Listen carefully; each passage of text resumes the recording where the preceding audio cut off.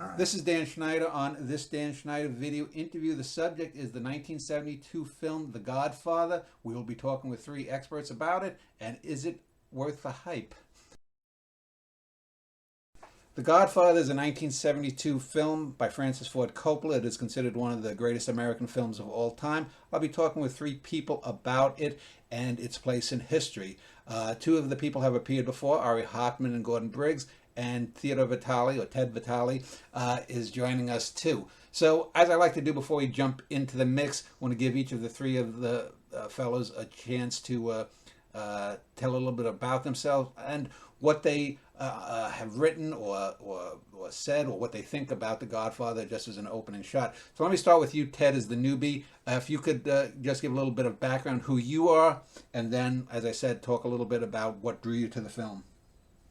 Okay. Thank you. Thank you. By the way, thanks for the invitation. I have to admit, I was surprised to be invited. Honest to God, being telling you the truth. Theodore Vitale. Unlike the way I'm dressed, I am also a Roman Catholic priest, and I belong to a religious order, the Passionist Fathers. Okay.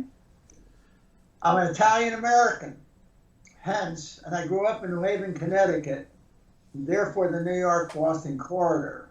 Mhm. And the Godfather, I think is extremely important for Italian Americans, okay? It took the mob that we all knew about but didn't know about out of the shadows. And though it glamorized it in a way, it presented it in a way that was, in our view, positive, being honest about it, okay? So became, it's a very important film. I can say this pretty bluntly. It the Italian American, especially along the East Coast, and especially in my view in the Catholic Church, okay? Since I'm a priest, I can say this, okay? We were second-class citizens. And in a lot of ways, I think, a lot of ways we were ridiculed. Not after The Godfather. And it had that kind of an effect. I mean that too. I'm not trying to criticize anybody or anything, but it took us in a way into the mainstream. Not because they were criminals, but they were to be respected. And I think that was a huge thing. I love that movie. I love everything about it, but I also identify with it, not because of its crime at all.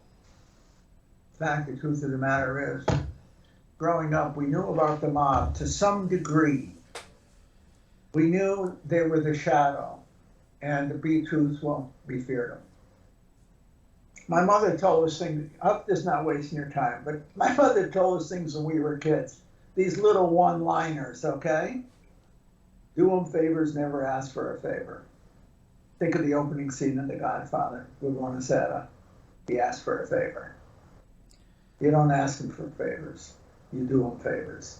You never put yourself in their debt. So, My Ted, mother taught us that. yeah, I just wanted to ask, since I found you because you had contributed to a book on the philosophical aspects of The Godfather. That's Yeah. something that seems almost incongruous. What was your essay about, and what was the general theme?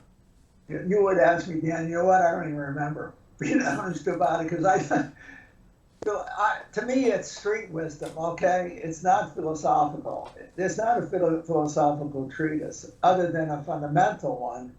Well, I'll show you where it is. Your decisions will lead you into, at times, a glorious or very, very horrific situation. For instance, Michael is the most important character in the movie because he is both good and bad. He's both virtuous and he's also got the capacity for terrific evil. He chooses that path for a good reason. He chooses the evil to protect his family. But in the end, it's catastrophic both for his family and his daughter at the end, Godfather 3. All right? In the end, he destroys everything around him, including himself. He chooses the dark side. He had his choice. Sonny is bad from the beginning in the story. Fredo is weak and stupid. he's non-consequential. The closest thing to the old man is Michael, because he's both smart and virtuous. But just exactly like the old man, he is defined by his choices. We all are, but he in a very special way. You remember in Godfather 2, the old man, the Don, gets into the racket to protect his family. See, his motive is good, but his means are not, and it's his means that carry the day. And the same with Michael. Michael's the most like Vito.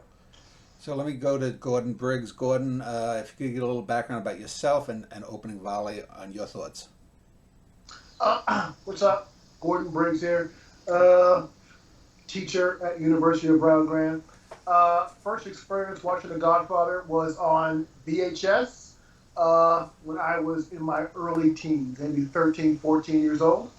I've always thought of The Godfather and The Godfather Part 2 as one long movie because I saw them on VHS. There was no separation of time. So I'm part of that generation that views Godfather Part 1 and Godfather... There is no Godfather Part 1. That views them as one big movie. I am a defender of Part 3. And, I am too. Okay, I am too. Not that bad. Yeah. Flaws and all. And it's a movie I watch once a year, both movies, and I think that everything you need to understand The Godfather can be found in that opening scene, where Bonacera is asking The Godfather for a favor. Now, I remember reading the book a long time ago that you actually were at the trial at the start of the book, and you go to The Godfather later. But I think that opening at the wedding sets up all the themes of the movie. It's about the American dream. It's about family. And it's about violence. And if I remember correctly, Bonacera, his daughter is beaten and assaulted, and the killers get a suspended sentence. So it's also a movie about the American justice system not working, and people have to go to The Godfather because the established order is not working. It's a movie, it's a romantic movie, it's a Shakespearean tragedy, and a little bit similar to Goodfellas, in that it's also a movie about food. I know that this is just a small, minute part, but there are these elements of Italian culture that are delivered to us through food. So I think you get a lot of violence in this movie, you get a lot of family, you get a lot of religion, but you also get these little moments that everyone can relate to, regardless of who you are. So that's one of the reasons I think it's a great movie. Ari Hopman has been littering the internet with his opinions on The Godfather for who knows how many years. Welcome back, Ari. If you could give a little background about who you are and your opening shots. My name is Ari Hopman. I am I was an instructor at the University of Minnesota for many years, teaching German and linguistics. And as they say, linguists and comedians sit at the kiddie table. So my first exposure to The Godfather was, I knew I would see it eventually, but I kept putting it off. I had other things to do. And then I also saw it on VHS, also as one big movie. So it was The Godfather saga, the whole thing cut together from beginning to end chronologically. And I strangely started in the middle. I've done this with a couple of movies that I really like. The Godfather and Lawrence of Arabia, two of my favorite movies, are movies that I experienced from the middle outward in both directions. But it really didn't hurt for some strange reason. I have seen it dozens of times since then. And there's so much I love about it. I love, mostly I think I love the performances. Of course, I love many of the themes that were just brought up, resonate with me also. But something that Gordon mentioned about I think about how it's about crime, and I was just struck by how it's also a movie about how the authorities distinguish between what they think of as harmless crime and dangerous crime. So there's always, McCluskey, the Captain McCluskey, he doesn't mind helping out criminals if he thinks it's either not a terrible crime or it's not going to come back and haunt him. But there are other crimes that the police and judges will not help the Corleone and the other families with, because they think that is real crime. That's not, for example, gambling.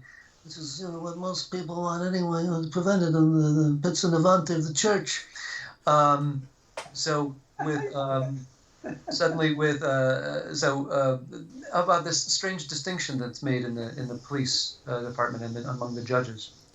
Now, just to put on the record, I think Godfather, the first one, is the best of the three movies, and I think significantly so. I remember as a kid, I was only 7 years old, the lines going around the block when it came out. It's also worth noting, too, that it's a film that really is a mythologized version of the mafia. I grew up in a very Goodfellas neighborhood, and the mafia doesn't work that way. And in fact, the mafia doesn't work the way Goodfellas did. I've always said Godfather is Shakespeare mafia, Goodfellas is Hollywood mafia, and The Sopranos is soap opera mafia. If you want to see the way real hoods act, I would say watch Ghost Dog by Jim Jarmusch, a non-Italian who made it, and then John Cassavetes' The Killing of a Chinese Bookie, which is a fantastic gangster film. I think it's the best gangster film ever. But that aside, The Godfather is one of those films that I recognize as a great film, like Ingmar Bergman's Persona, but it's not the kind of film that I particularly like. But you can't deny its excellence.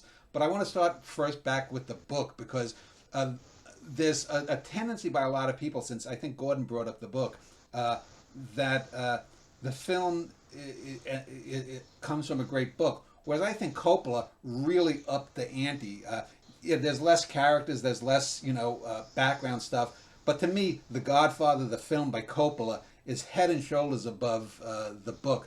Gordon, since you brought the book up first, let me start with you. What's your take on the book and the movie of The Godfather, Part 1? I read the book in my 20s. Yeah. So this is going back 20 years. I understand that the book went into more detail, and it's not fair, really, because I saw the movie several times before I even picked up the book. I remember there's a sexuality and kind of tawdry. I'm not even sure I'm using the right words. There's a kind of exploitative quality to the book. Well, it's a pulp book. It's pulp fiction, basically. Okay, yeah, pulp, perfect. It's a piece of pulp fiction. So when you're watching the movie, I think that he's eliminated a lot of this backstory, eliminated a lot of the character, but he's streamlined the overall story.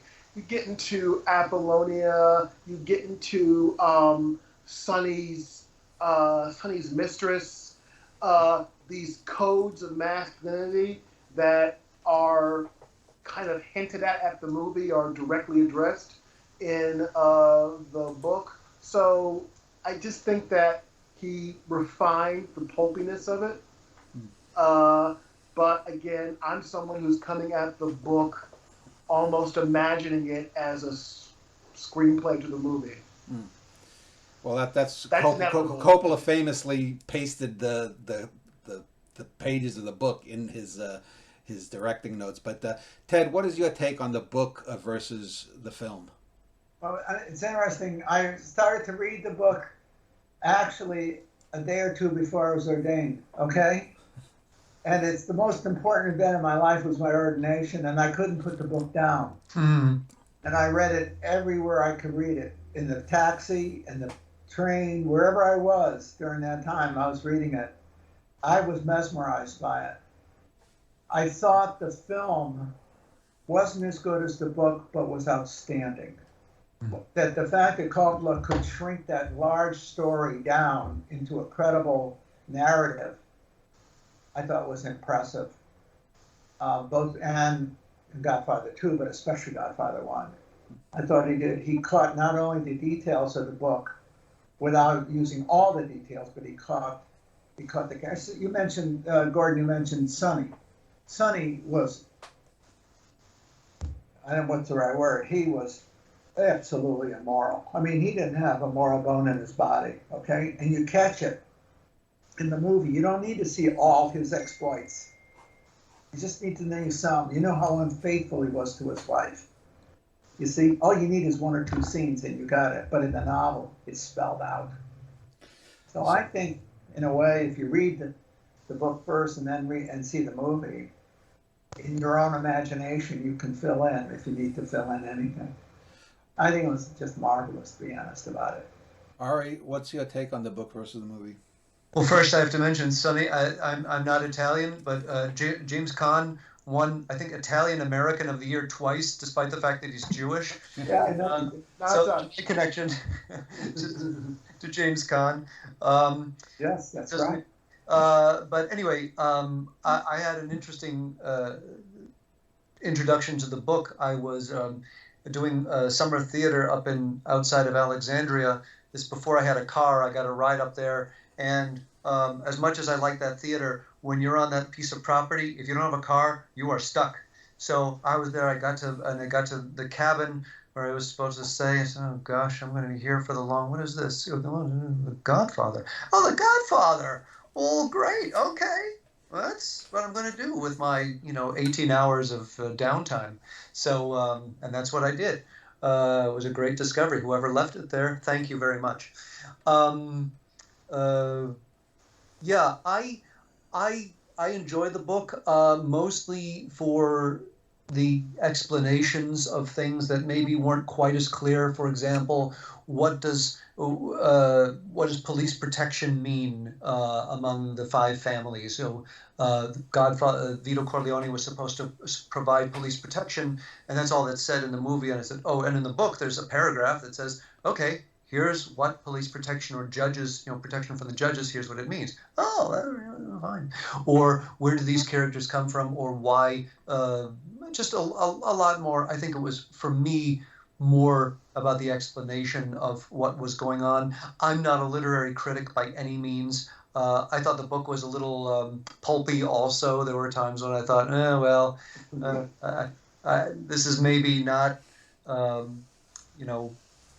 we could have made other choices. But then again, my novels aren't really selling very well either. So there's a reason. I'm not either. My literature is not selling very well, so maybe I'm not the one to ask about how to produce a great novel. So before we go talking about the film's actual text, the narrative, let's talk a little bit about some of the choices that they made, because it's assumed now, 50 plus years beyond the film, that it had Pacino, it had Brando, it had Caan, it had all these guys, Duvall, it had what's her name, Diane Keaton. This is star-studded.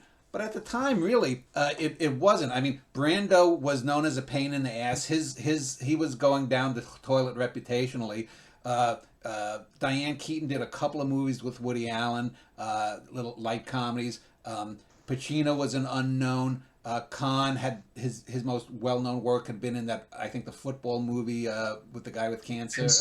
Brian's Song. Yeah, Brian's Song. And, so this was not like something that was a sure thing that we had people going there. So let's talk a little bit about the casting. And obviously you have to talk about Brando and Michael. Let me start with you, Ari. What is your take on those two, basically the main characters, the father and the son, both as far as the actors and their very distinct styles?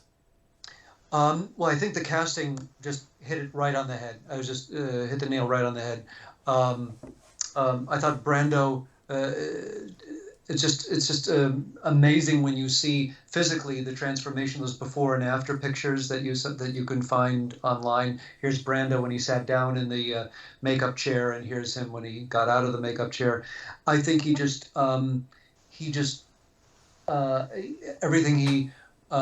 almost everything he said was restrained, because the Godfather, his great strength was practicing control. And And so, you hear Marlon Brando talking like this and not getting excited about anything, just maybe a little. There's the one scene where you can act like a man, but that's about it. And in the book they talk about maybe the one time in Vito Corleone's adult life when he actually lost his temper for an extended period. That's not the scene, but it's mostly about this restraint that he had. And of course, Michael is Al Pacino. This is not in his "Booyah" period, or is it "Booyah"? What's the thing he says in that movie? "Booyah." This is him. Booyah! Booyah. This is him in his pianissimo period. So he's very. You never know what he's going to talk about. This is him. It's this Al Pacino, not the big. Oh, so and Pacino and Michael is supposed to be a character who. Hears other people's advice but does what he wants to, and I think that was sort of that mystery that you had in soft Al Pacino that really came across. That helped the casting of that period. Al Pacino really helped. Not that he had a choice of going back and forth in time. You understand? Ted, your thoughts on Pacino and Brando? Okay, well, I share Aries to a degree. That movie saved Marlon Brando, and it created Al Pacino. Mm-hmm. Marlon Brando was washed up, but he read the novel and he wanted to play the part, and he bugged Francis Ford Coppola for that position. And I thought he was consummately good because he was so powerfully restrained. Mm-hmm. The interesting story, for whatever this is worth, is on Al Pacino. I think he was in that theater group, but you gotta know this stuff, Harry, out of New York. Okay, there was a bunch of guys that kind of nest up and that's where Duvall and those guys were all coming out of. I forgot what they call it. It's down around Greenwich Village in that area, whatever. But Al Pacino was about to get cut during that movie. They were not happy with his performance until the scene in the restaurant. That not only saved his place in the story, it created his career. The way he handled that conversation at that table, and the way he performed in the killing scene, that scene in the restaurant. Okay, that was that made Al Pacino. I think Al Pacino had an intensity about him in almost every movie he makes. In fact, he tends to overact, in my opinion. But not in that one, not in The Godfather. There's a brutal intensity there. Okay? But it's also focused and constrained. That's what I think. So I think the acting is superb on both ends. One created a career, and the other saved a career. Okay. Good Gordon, point. your take on the two leads? Oh, well, both Pacino and Brando are extraordinary in the movie, but I think one of the reasons why The Godfather works is because this movie has a great supporting cast. Can we just say how good Sterling Hayden is as McCluskey? Yeah. I mean, he did little roles like this are so important because you have Sterling, you have McCluskey there, or even the guy who plays the Hollywood producer with the horses, all this stuff. And so there's the whole Clemenza, the whole cast is full of really, really, really strong actors. As far as the backstory about the creation of it, if you look at the DVD and you see the extras, you'll see people like Martin Sheen auditioning for Michael Corleone. And then at one point they were so upset with Pacino, they wanted James Caan, they wanted Jimmy Caan to play Michael Corleone. I can't see that. I'm sorry. No. I cannot see that working. And these are two very good actors doing this thing. So as far as this character of Michael and Vito, I think the arc of the movie is the rise of Michael and the fall of Vito, but it's also the old world versus the new world. It's also one acting style versus a different acting style. Mm-hmm.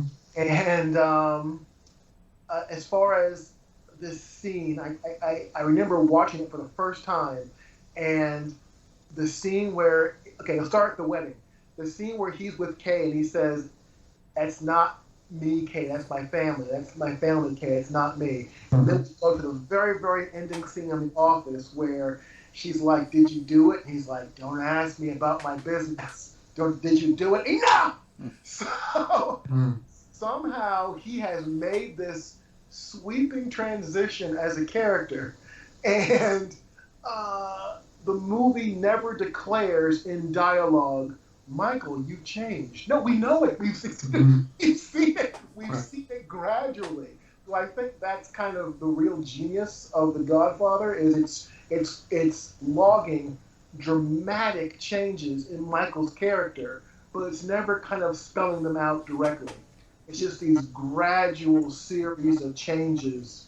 His father being shot, him killing McCluskey, him losing Apollonia, him coming back to America, his brother dying, all this stuff is one of the reasons I think the film works. Yeah, I think one of the things that people talk too much about and talk wrongly is the term anti-hero. An anti-hero isn't a good bad guy or a bad guy. It's someone who's on the fence. And Michael is, when he starts, is the quintessential anti-hero. He could be the good guy. He could be the bad guy. He falls on the wrong side of the fence. And we see his sort of declension into villainy over the course of the 2.5 hours plus of that. Let me ask you, Ted, as a priest, do you find Michael's sort of bit by bit cascading down into evil to be realistic? Have you known people like that, or is it just Hollywood? No, it's not Hollywood. But I don't know criminals, but I know the way people do descend. They can descend. They can also rise. Okay, but very rarely does somebody, for instance, an example, very rarely does anybody betray their wife. But you watch somebody gradually disintegrate the relationship to his wife that eventually ends up being an infidelity. In other words, it doesn't really happen bluntly. We gradually either affirm ourselves and require the virtue, that's Aristotle, or what we do is we begin to reconfirm our vices, such as selfishness. Begin and becomes a habit, and the habit reinforces itself. That's what happens. So it's not it isn't like a classic tragedy. You can see it happening, and you can see it. It's preventable. It can be prevented. It can be reversed. Michael had to make a choice. What happened is he couldn't trust his brother Sonny to protect the family. He had to do it. And then that's why he whacks McCluskey, okay? He takes over because he's cool. But then he's on a path that he can't reverse. He tries to reverse it in Italy. He keeps his nose clean in Italy. When he's in Sicily, he's not acting like a criminal man. He marries Apollonia. But then she gets killed in his place. It's a descent into hell. I would call the Godfather movie a descent into hell. Because it never gets better, it only gets worse.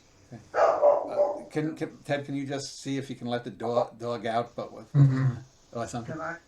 Yeah. Oh, that's not that easy for me to do.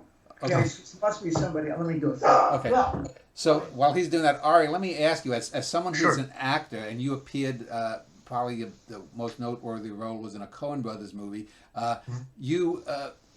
What is your take on the acting of Pacino, especially in that, like I said, that declension, that slide from the sitting on the fence to an evil person?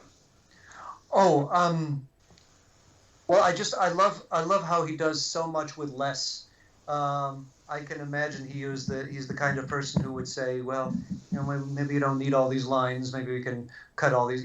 I'm not sure if he said that, but he would be the person who I think could do more with so much less, because his eyes are so expressive, his face is so expressive, and at that time,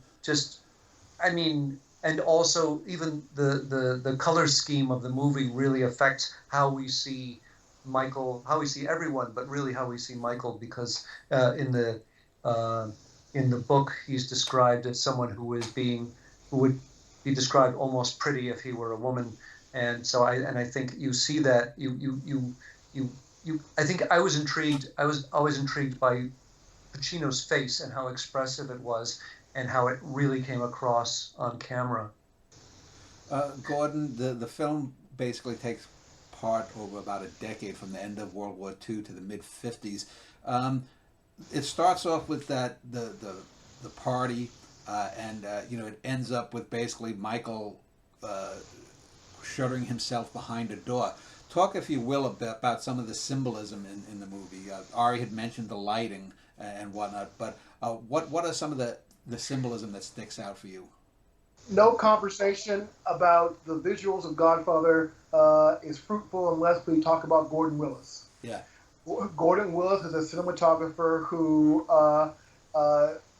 photographed a lot of important films that came out during this era. Was still working for decades. He's known as the Prince of Darkness, and all I'll say is, according to Willis, this is not me talking, this is just Willis is talking, that the visual dynamic of the movie was created around Marlon Brando's eyes. That he wanted the eyes to be darkened. And in order to do that, he would light these characters from above, and he would almost sculpt the shadows of the scene to make the scene look darker, so you only see their faces, but their faces are almost being caressed by the shadows. Anyone listening, or for us here, you can just recall the opening wedding scene, how bright that wedding scene is. But how the movie kind of starts out in darkness, and when we cut to the wedding, it's like, oh, it's light.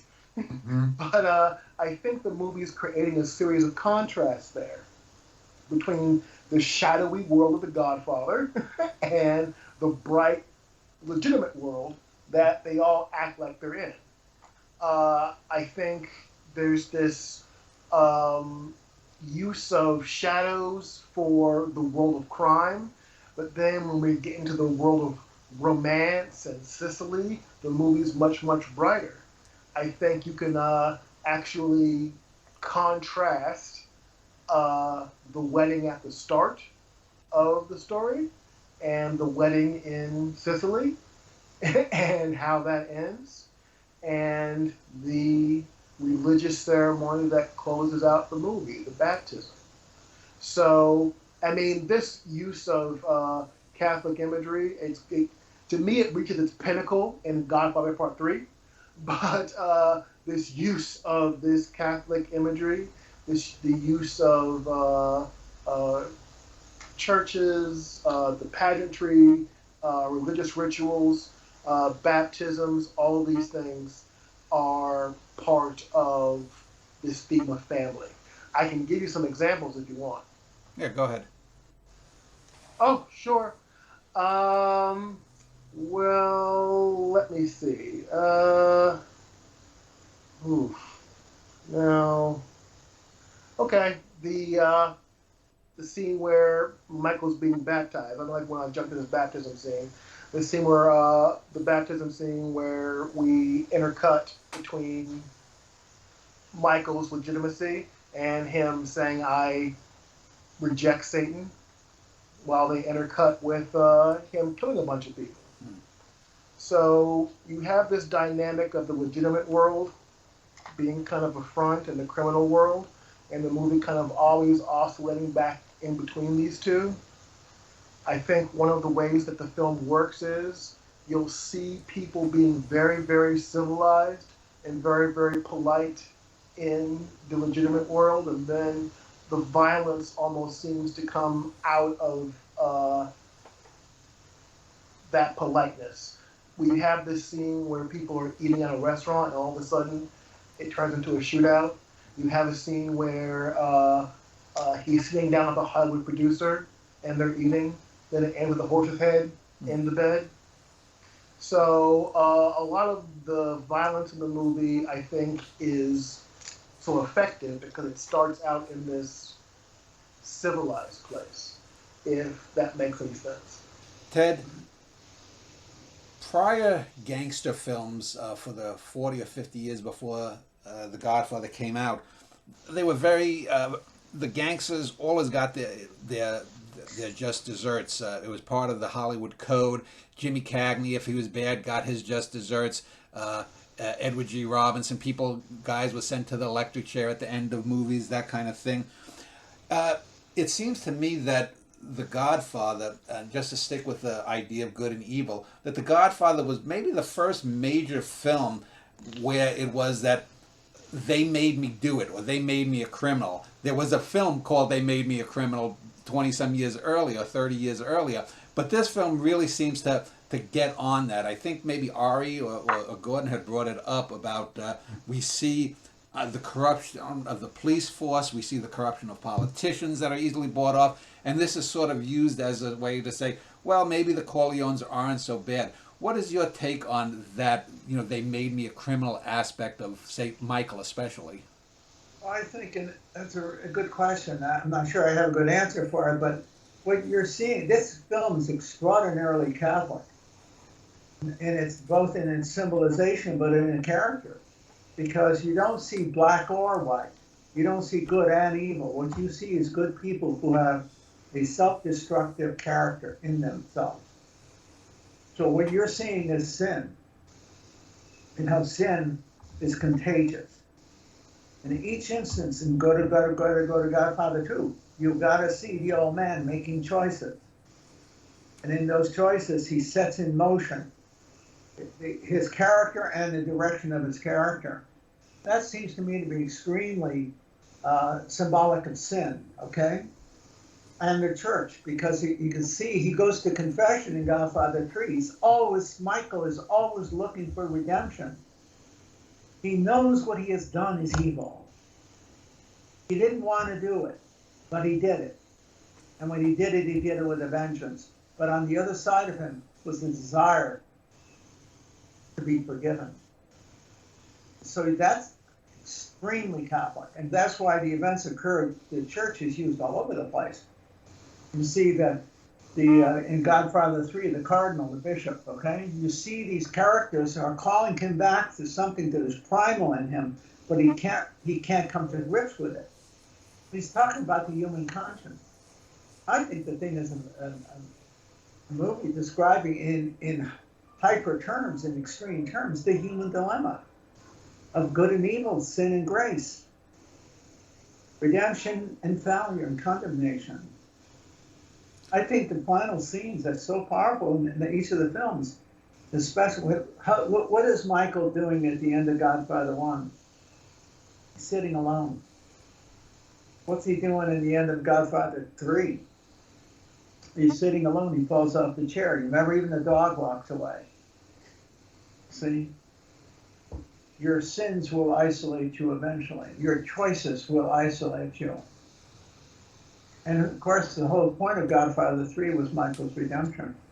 He's constantly seeking his redemption. He wants to be forgiven. That's as Catholic as you can get. I don't see this as merely good and evil, but sin and grace. It's much bigger than just good and evil. Crime and punishment. It's a deeply spiritual story about condemnation. He ends up, as it were, in hell. The hell is the dying alone. Okay, Ari, just to pick up on that, do you echo what Ted is saying, that it's bigger than good and evil? It's about grace or forgiveness or that kind of thing. Well, I think partially, but I think also there's the scene where you actually see, or in retrospect, it becomes clear that Michael is going to accept the role of some role in the family. That's when he saves his father in the hospital and wheels him to another room, and he looks, and Vito looks up at him with the tubes in his face, and he says, "Oh, thank you, you're here to protect me." And he says, "Yes, essentially, I'm here to protect you." Now, in the book, there's a scene that takes place before, I don't know if it's a flashback, but it's a backstory anyway, where there's a dinner scene, and in front of everyone, Michael stands up and says something like, this is nowhere near a quotation, but it's my wish, it's my hope never to be like you, he says to his father. I hope never to be like you. And Vito says, good for you. That's what you should aspire to. Don't be like me. Be go to college, go to do something, governor, senator, something. But then in that one moment, you see, okay, because of family, because he's loyal to his father, because he wants to protect. That's the idea. So the idea of protection suddenly comes in just at that moment, after wheeling his father into a free room. Gordon, let me go back to you. I wanted to talk about two other aspects since we mentioned Gordon Willis. Two other aspects that are quite well appreciated in all the Godfather films, but especially the first one, is Nino Rota's musical score. And then the editing, it looks like William Reynolds and Peter Zinner. Let's talk about Rota first and the music, because he had a long history going back in Italian cinema, 30-some years by that point even. Tell me what your initial thoughts about how the music complements or plays off of the narrative. What I mean? Yeah. Oh, okay, cool. Oh, before you even see an image, you hear that music. I think the use of sound here is very important. We have the music from the baptism scene. I'm not sure how many scores there are, but there's something about them. Remember that horse's head scene? Yeah. What Oh yeah, makes it so tense is the music, right? love that. Yeah. Interesting score. I can't think of any particular scene where the music jumped out at me. Help me out here, guys. Well, you gave a good example of the horse head, but Go go ahead. ahead, Ari. Can I bring up in part 2 in a deleted scene where they find what's his name, Fabrizio, and there's the scene where he closes up his pizza place in Buffalo, gets into his car, and he's blown up as revenge for him blowing up Apollonia, and then just as he's dying, you hear in the background. Or something, or the theme that said, "Yeah, this is what happens. You can't escape." Gordon, let me just go back to you and talk, if you would, the Godfather. You talked about the intercutting at the end with the baptism, and also famously, there's the scene where James Caan gets blown away, reminiscent of Bonnie and Clyde a few years before. Talk about maybe one or two of the best instances of editing in the film. Oh, jeez. Okay, I'll just say first, this restaurant scene where he has to kill McCluskey. I think we maybe emphasize editing too much as cutting. Can we just say how good this sort of close up and zoom in on Michael's face is? Because another scene, I don't know if you guys can sort this out for me, that when the bad guy, the Turkish guy. Barzini? The guy who he has to shoot. Solozzo. Okay. Is talking to him in Italian. There's no subtitles there, is it? Right. So, this is a scene where they want to make you focus on what's going on inside Michael's head. Mm-hmm. So, we have this extreme close-up, maybe not extreme close-up on his face, and then you hear the train go by, and there's the gunshots. The subway. Then there's that baptism scene. Is there any scene that's edited better than this? Because it underscores an irony of Michael's character, that he is rejecting Satan, that he's rejecting evil, but actually he's embracing it. So there you have editing as a use of irony. That climax happens again in Godfather Part 2, where you see a series of murders all happen. Okay? I'm going to be very, very controversial and say that The Godfather Part 3 has one of the best climaxes in the whole series, because you're seeing a series of murders edited to an opera. So you're getting editing and music and morality all coming together with that. Those are two examples of the film's use of editing. Ted, I mentioned Nino Rota and the film score.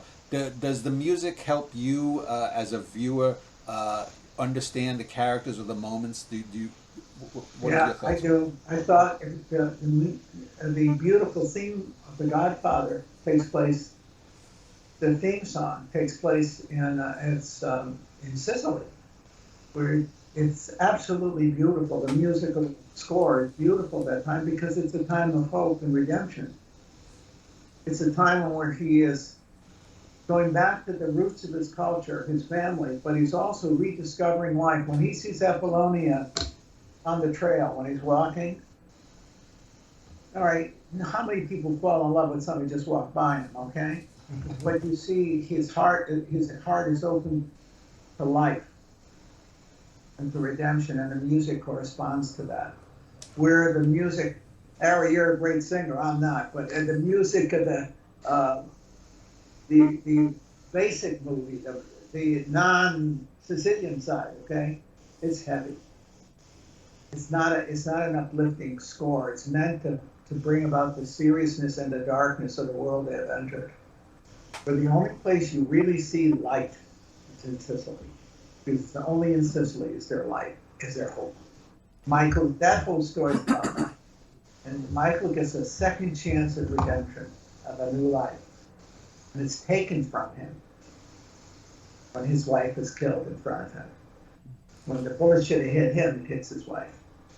And that finishes him off. Now he's in the demonic hell. There's no escape. He's had two chances at life. Okay? If he married Kay, okay, which he doesn't. He sends her away, okay? Because he's on the edge of horror. He doesn't want to contaminate her.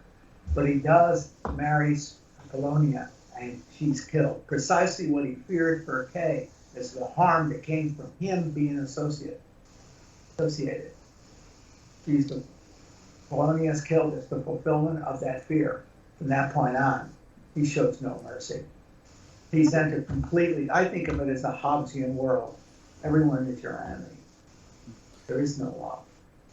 Ari, let me ask you, do you have any comments about the editing or the music in the film?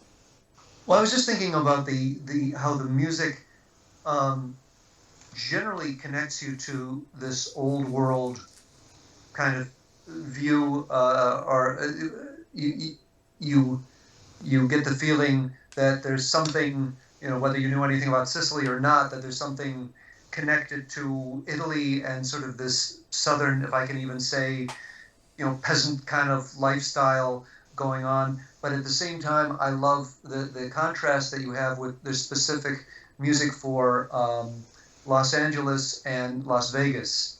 So, and it's all so different. Oh yeah, absolutely. And if you watch Godfather 3, there's a quote of that movie, of that music in one of the early scenes.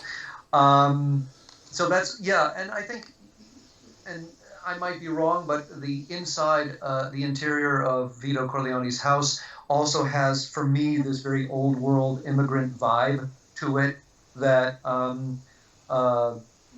I could, I've been in the homes of older immigrant people who, it's sort of the same thing. It's sort of these mementos and sort of everything in very nice taste, but with a memory of where they came from.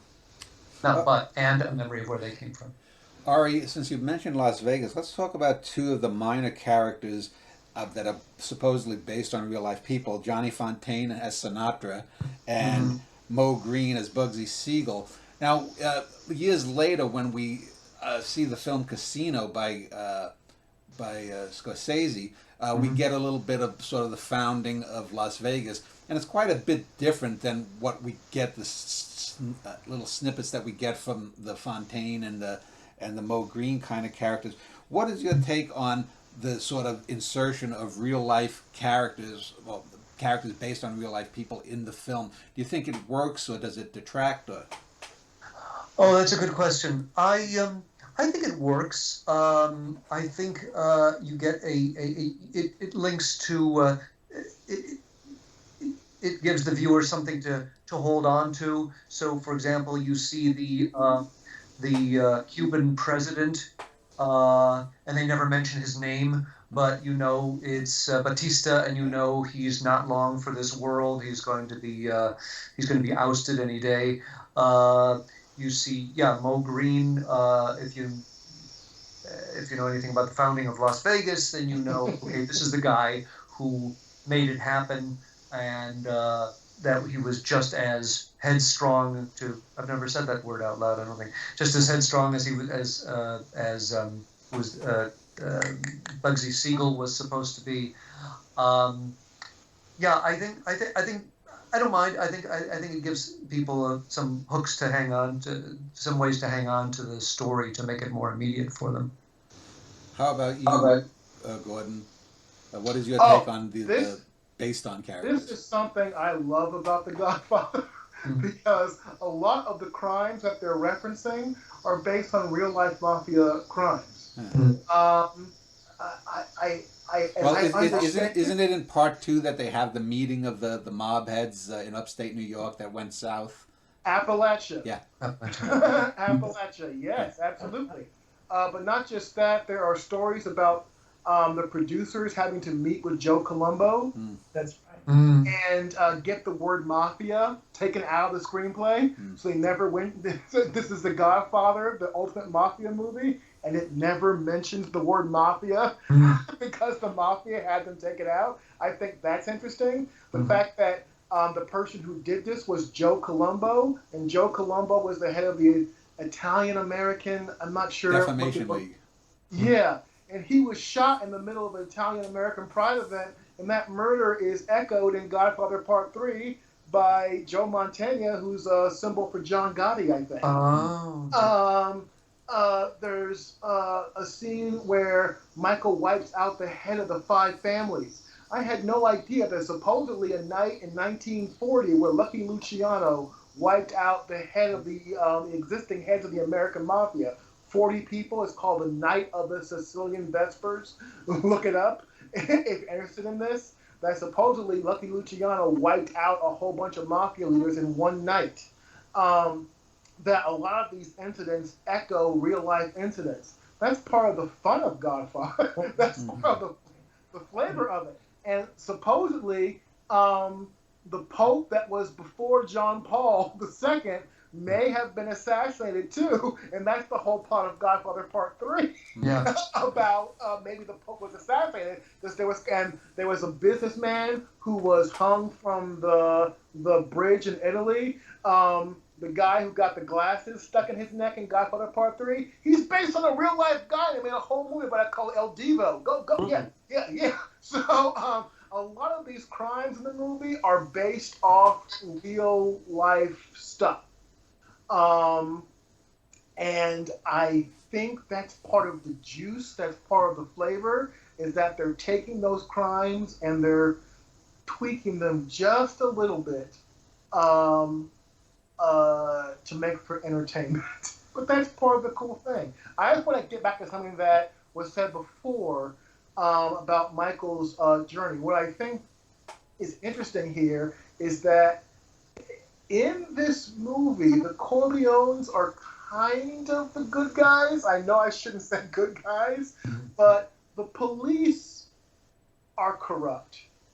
The other families are trying to kill Don Vito because what does Don Vito? He doesn't want to sell drugs. He doesn't want to sell drugs. And in Godfather Part 2, the politicians are after them. In Godfather Part 3, the church is after them. So I think one of the reasons why this movie worked is because you do have a rooting interest in Michael because he's only trying to protect his father. And look at what happens. His brother is killed because he was betrayed by his brother-in-law. His dad was killed because he was betrayed by his driver. And Apollonia was killed because he was betrayed by one of his bodyguards. So all of Michael's decisions to me, they're wrong, but they are rational, aren't they? His family is under attack. People are trying to kill them. So of course it's going to whack the brother-in-law at the... Wouldn't you? Tessio, Abe Vigoda, wouldn't you whack that guy? I mean, Well, he whacks his own brother too, Fredo. Oh, brother.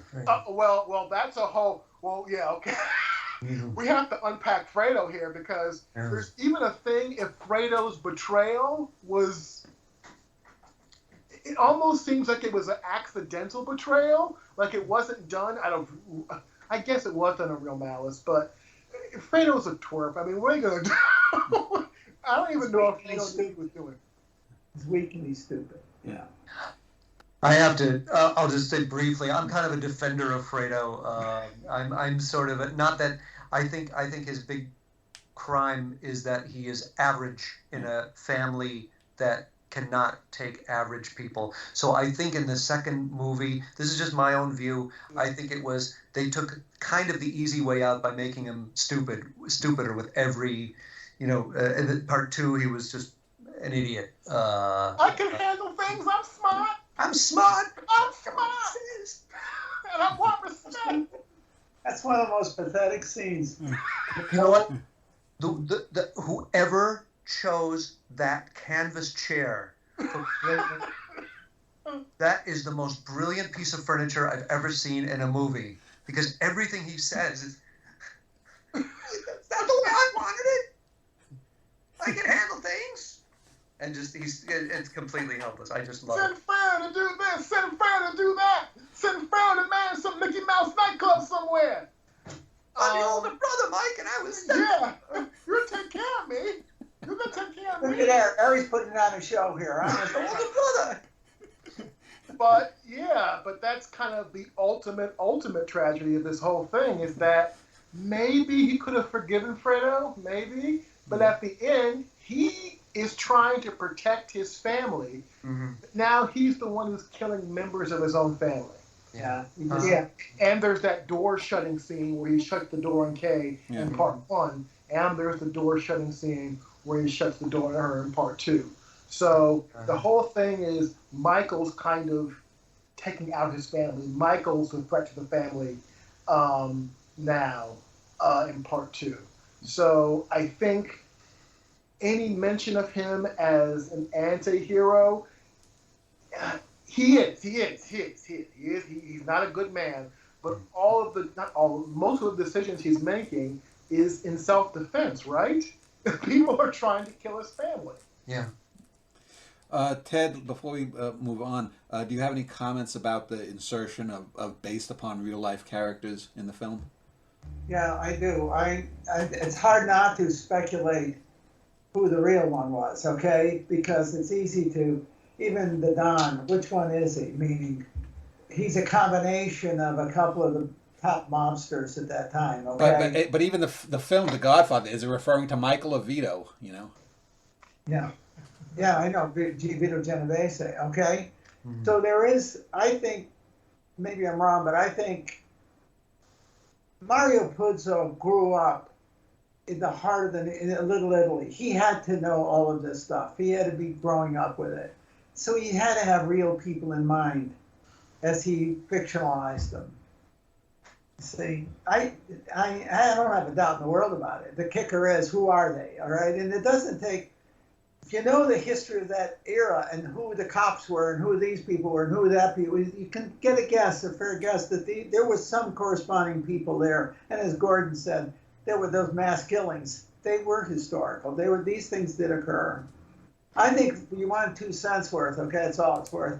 It's interesting about McCluskey because, this is honest to God truth. When I was growing up, we didn't trust the police. How's that for a mouthful? I'm with you. The cops would beat up the Italian kids. I can understand the black community's view toward the police. I can, because we were afraid of them too. You see, McCluskey's a symbol. You listen to his language when he calls them.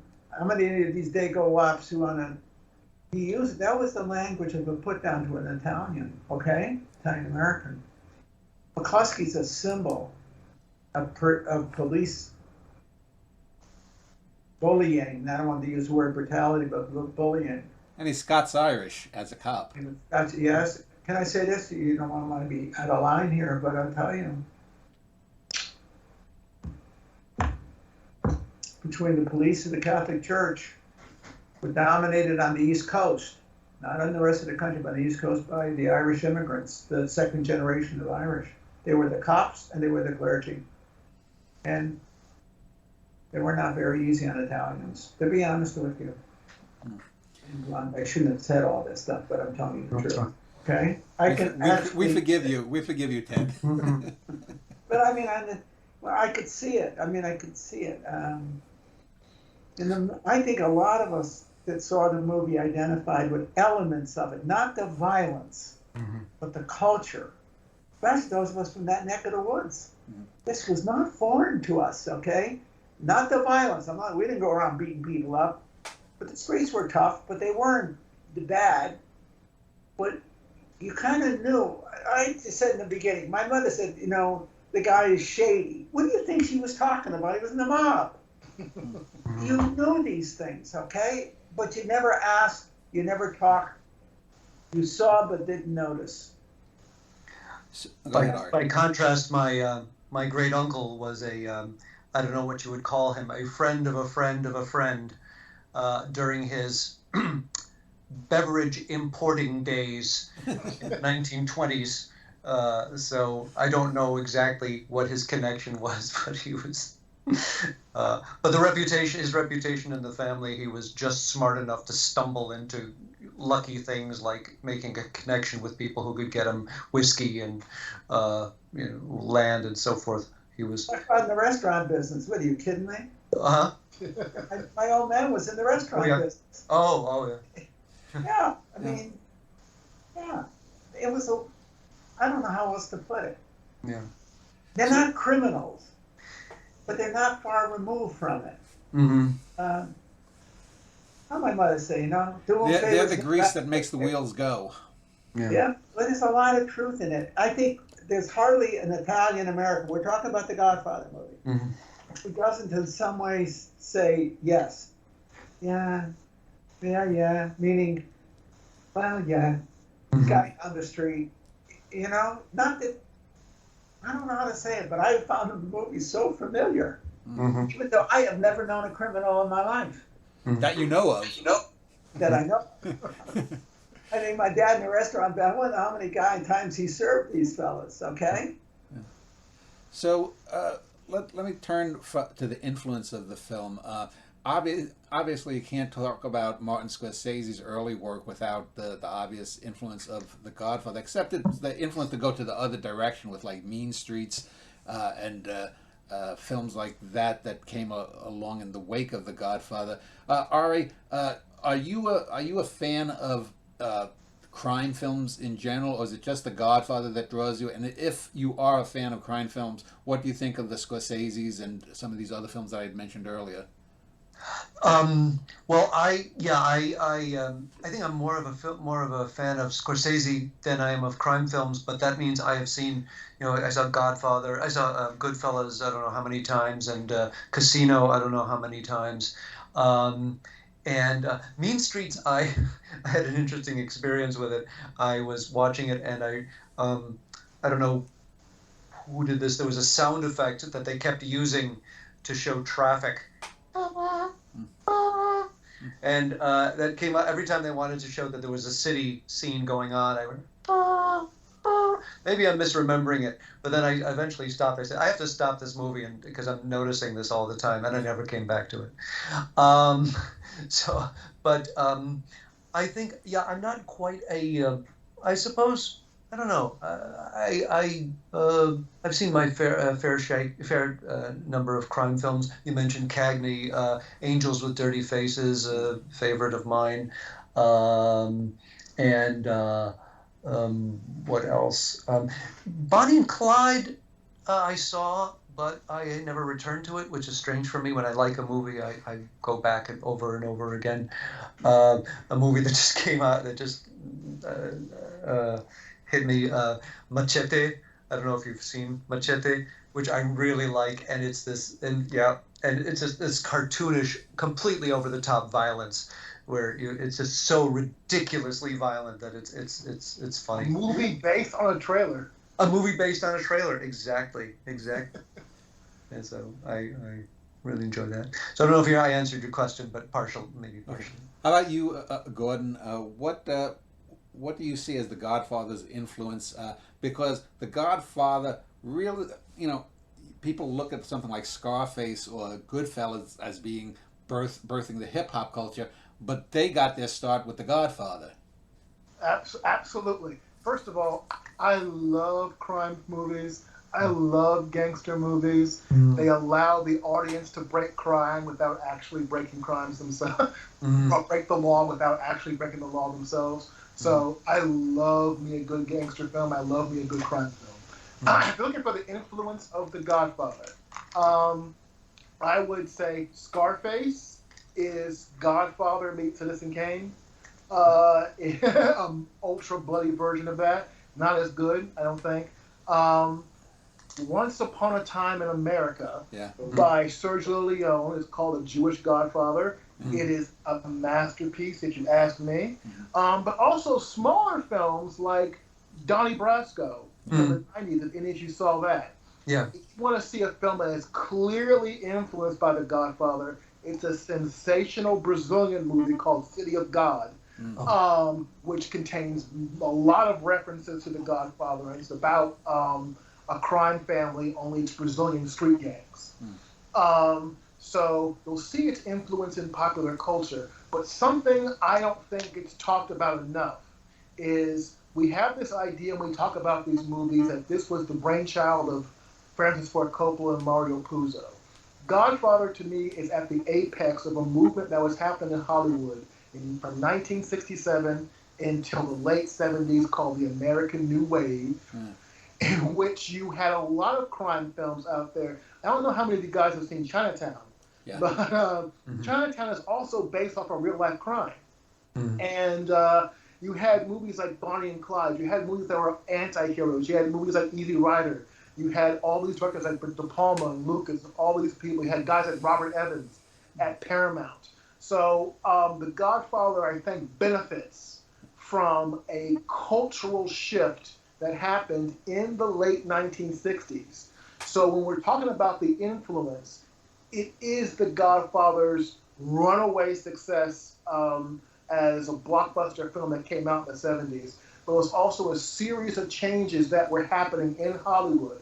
Remember, we had the production code all the way up to the mid-1960s. And then we got rid of that.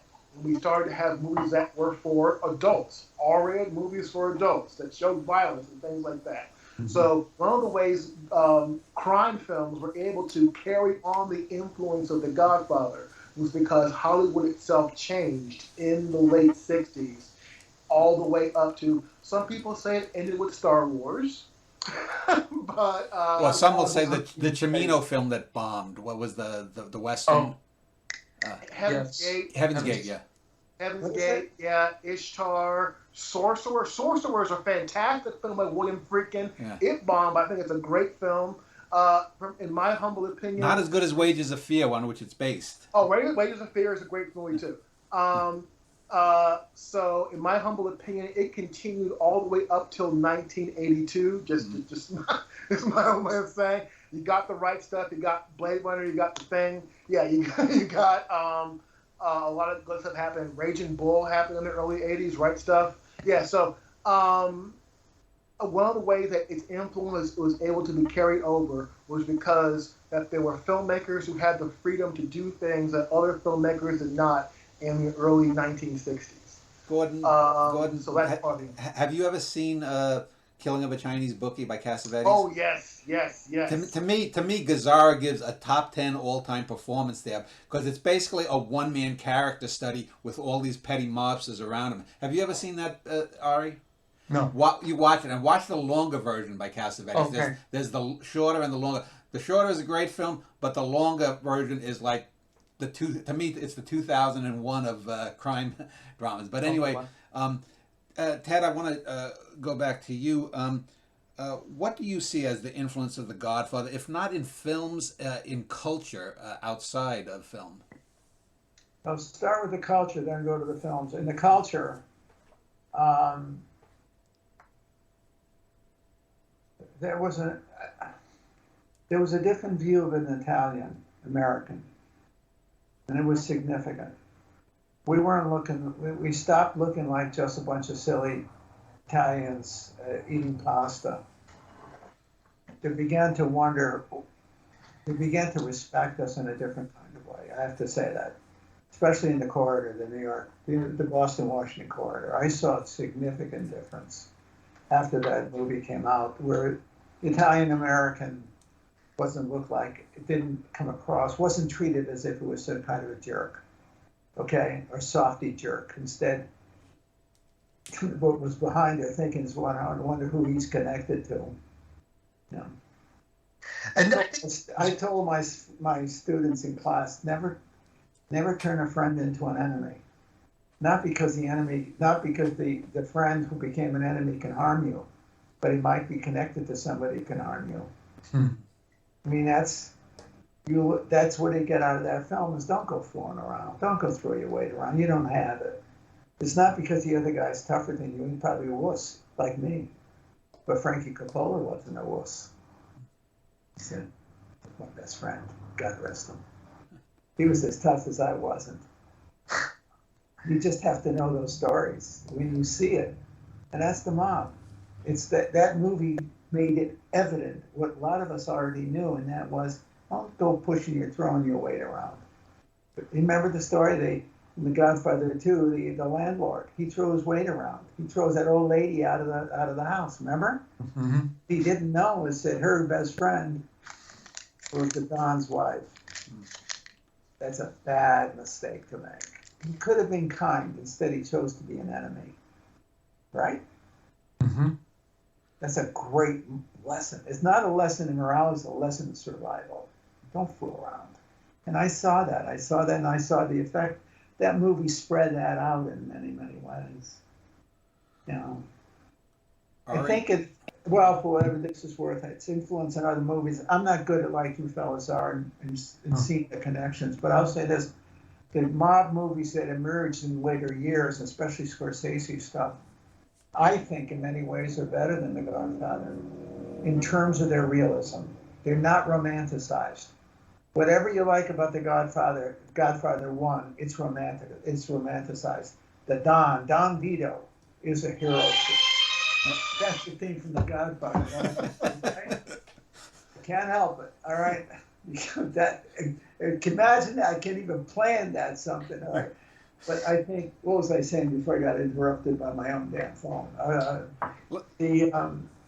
What was I saying? God almighty, lost my But before you do, I just want to add, Ari, you had a comment on. You wanted to comment. Oh, on just something that I was just noticing on TV in the '70s how being Italian became so cool. You had Arthur Fonzarelli, who my father loved because he was played by a Jew. Yeah, exactly. My father suddenly became, as soon as my father read that, he became a big Happy Days fan.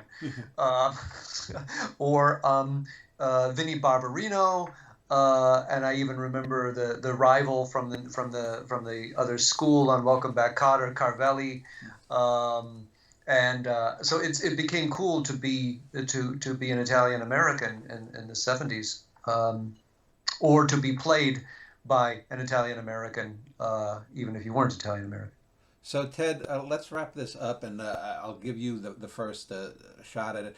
This series is called Why This Film Is Great. So if you could, why do you think this film is great, The Godfather, and especially if someone hasn't seen it, why should they see it? Well, you fellows were better than I am at this, is because it's great storytelling. Mm-hmm. It's powerfully great storytelling with magnificent acting and direction. It's a work of art. It's the same reason you go to the Metropolitan Museum of Art to look at a great painting. This thing rates with that. It's a work of art. Mm-hmm. And even part 2, if there wasn't for 1 and 2, 3 would have been a great movie, but it isn't great in comparison. But this is almost symphonic if you use musical metaphor. There is something powerfully beautiful in the telling of a sad and bad story, but it's said so well. It's acted so brilliantly. It's a masterpiece. I use it in class. In fact, I asked my kids just this morning. I said, "You guys ever see the Godfather movie?" I said, "No, only 3 hands went up out of 30." I said, "I'll show you. We'll stop. I won't teach you anything. I'll show you the Godfather movie." And the reason is you see art depicting life, and you see what happens. You see a morality play in that. Choices matter. Michael's choices are decisive. See, it's a morality play in a way. It's a work of art. That's why. It's my 2 cents, but Gordon, it's a masterpiece in storytelling. Gordon, how about you? How would you recommend this film to a newbie, and what makes it great? Scene with Michael and Clemenza. Michael is saying, "How do you cook pasta sauce?" And he goes, "A little wine, a little vinegar, a little sugar, I think. Put all your meats in there, and you never know when you might have to cook for 40 guys." That scene is just as important in this movie as all the violent stuff. And to this day, I still put just a little bit of sugar in my pasta. No, seriously, I think that this movie anyone can relate to it. Because we all have a dad, we all have a family, we all have siblings or people we think of as siblings.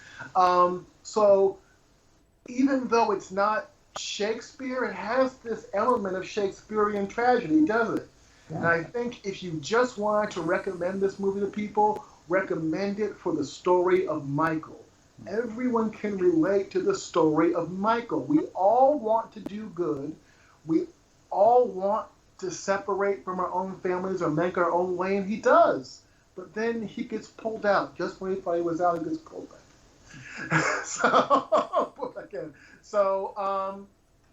But I think the other thing is we got way too many sequels out there now, way too many franchises.